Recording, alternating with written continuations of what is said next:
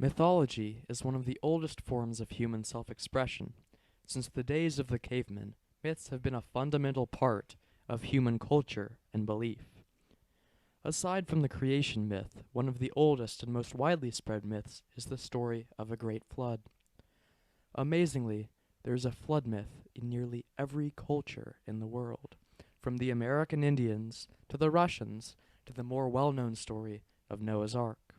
No one is quite sure why the flood myth is so prevalent. However, there are three prevailing theories. 1. A common linguistic source. There is an ancient Sumerian story known as the Epic of Gilgamesh. Scholars have found that it bears striking resemblance to the Noah's Ark myth.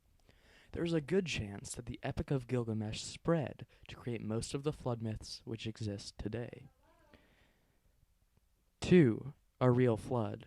Researchers suggest that at the end of the Ice Age, when the ice caps began to melt, the rising water levels overflowed and filled in what is now the Black Sea.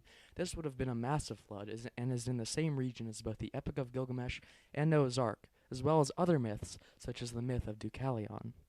3. A psychological archetype.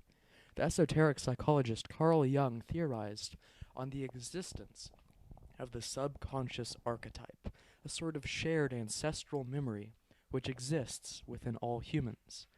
Archetypes are fundamental patterns or symbols in the human psyche and are often expressed in dreams and art or literature. Jung suggested that the flood could be a primal archetype due to its psychologically impactful nature. Perhaps most humans have a subconscious idea about floods which comes out in myths.